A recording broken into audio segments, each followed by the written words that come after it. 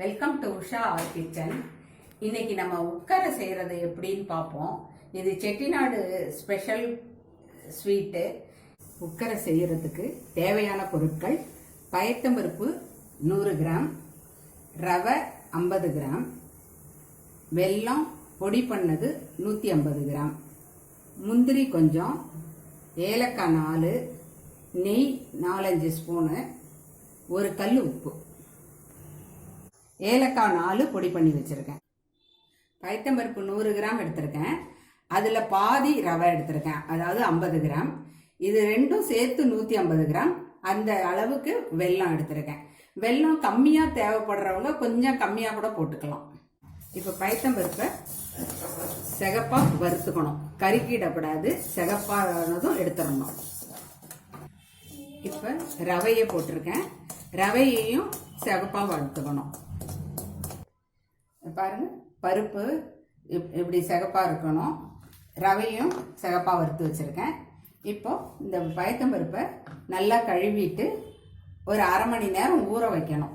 ஊற வச்சுட்டு அடுப்பில் வைக்கணும்.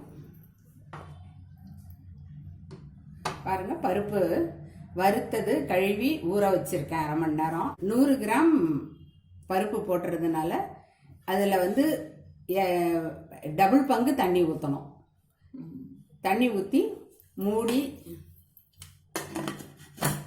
வேக வைக்கணும். குக்கர் வச்சுட்டேன். ஸ்டீம் வந்ததும் வெயிட் போட்டுட்டு நல்லா ஸ்லோ பண்ணிவிடுங்க.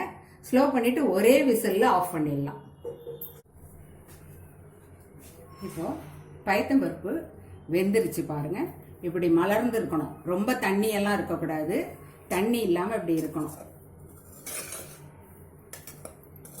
இதில் இப்போ நான் ரவையை போடுறேன். வறுத்து வச்சிருக்க ரவையை இதில் போடணும். போட்டு நல்லா கிண்டணும்.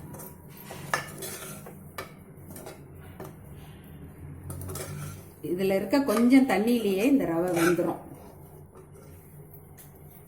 அப்புறம் அடுப்பை சிம்மில் வச்சுக்கணும்.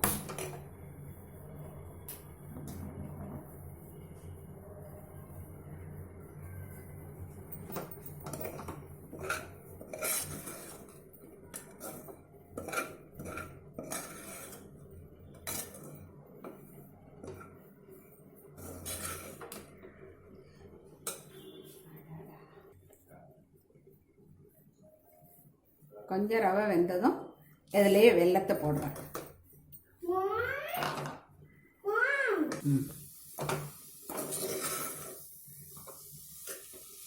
இந்த வெல்லம், இந்த பருப்பு, ரவை எல்லாம் சேர்த்து நல்லா கரையணும்.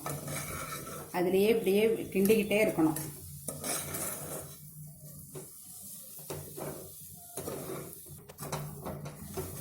ஒரு 2 நிமிஷம் 3 நிமிஷம் கிண்டினதும் அதுலேயே ஏலக்காய் தூளையும் போட்டுடுறேன்.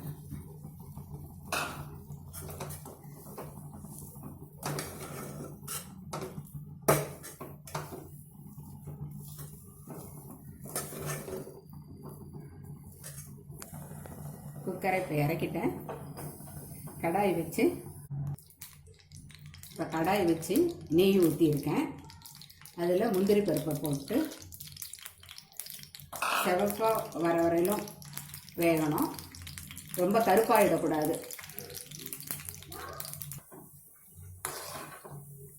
பாருங்கள், இப்படி இந்த அளவுக்கு சிகப்பாகணும். உடனே எடுத்து இதை உக்கரையில் கொட்டிடணும்.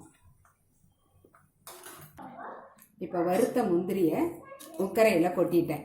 கொட்டி நல்லா கிளறி பிளேட்டில் எடுத்து வைக்க வேண்டியது தான். இப்போ உக்கரை ரெடி ஆகிடுச்சு. எல்லாரும் ட்ரை பண்ணி பாருங்கள். உங்களுடைய கமெண்ட்ஸை சொல்லுங்கள். நம்ம அடுத்த வீடியோவில் சந்திப்போம்.